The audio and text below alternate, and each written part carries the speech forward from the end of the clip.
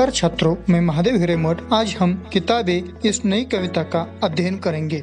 हिंदी तथा उर्दू साहित्य के महत्वपूर्ण साहित्यकारों में से एक श्री गुलजार जी का जन्म स्वतंत्रता पूर्व भारत के पंजाब जिला झेलम के दिना गाँव में 18 अगस्त 1936 में हुआ। गुलजार जी का पूरा नाम संपूर्ण सिंह कालरा है। आप एक कवि, पटकथा लेखक, फिल्म निर्देशक, नाटककार होने के साथ साथ हिंदी फिल्मों के प्रसिद्ध गीतकार के रूप में जाने जाते हैं। प्रस्तुत किताबे कविता में कवि ने आज के संगणक युग में व्यस्त मानव जीवन के बारे में चर्चा करते हुए मानव और पुस्तकों का नाता टूट रहा है, मानव और पुस्तकों में दूरियां बढ़ रही है, इसके बारे में चिंता जताई है।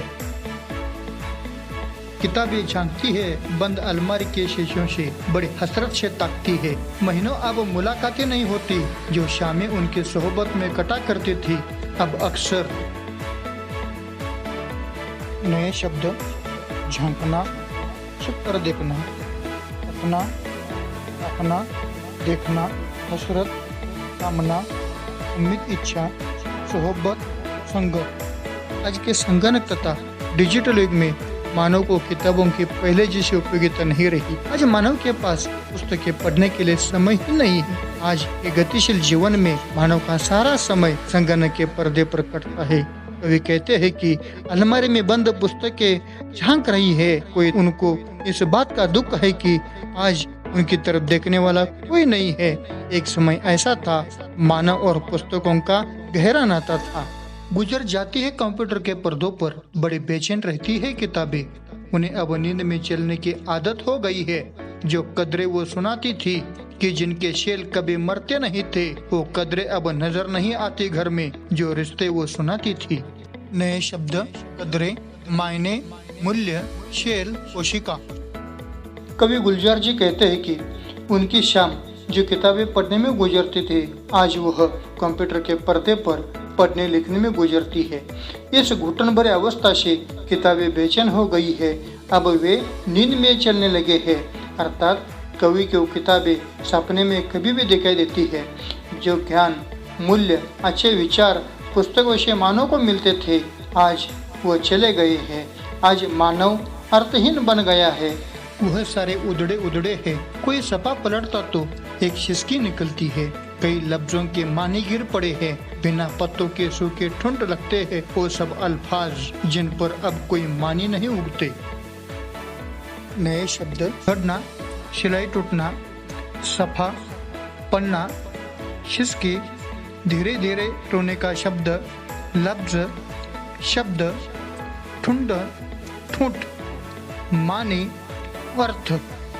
कवि किताबों के बारे में कहते हैं कि किताबें रिश्तों के बारे में बताया करती थी। अब नाता टूटने के कारण किताबें दुखी है। आज कोई किताब खोलकर पन्ना निकलता है, तब एक सिसकी निकलती है। उनमें लेके विचार, शब्द गिर पड़े हैं।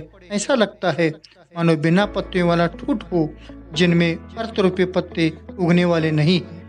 जुबा पर जो जायका आता था सपा पलटने का, अब उंगली क्लिक करने से बस झपकी गुजरती है। बहुत कुछ तब खुलता चला जाता है पर्दे पर। किताबों से जो जाती राब्ता था कट गया है।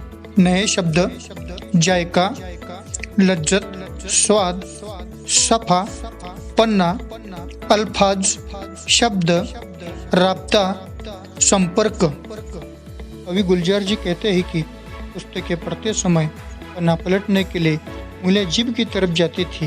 अब जो जायका आता था, जो आनंद आता था, वह कंप्यूटर के पन्ने क्लिक करने से नहीं आता।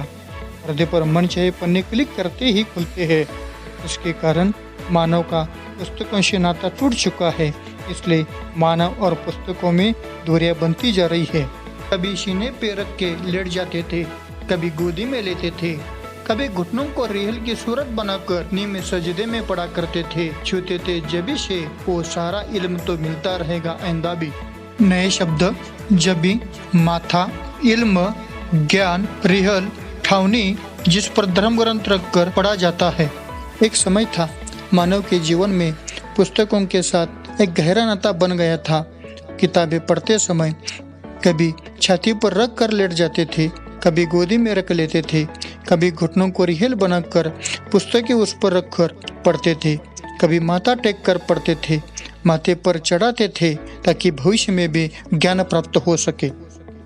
मगर वो जो किताबों में मिला करते थे सूखे फूल और महके हुए रुक्के, किताबें गिरने उठाने के बहाने रिश्ते बनते थे, उनका क्या होगा? वो शायद अब नहीं होंगे। नए शब्द, रुक्के, चिट्ठी, संदेश पत्र। मानव जीवन में किताबों के साथ अनेक रंजक घटनाएं जुड़ी हुई थी। आज वह दिन, यादें गुजर चुकी है।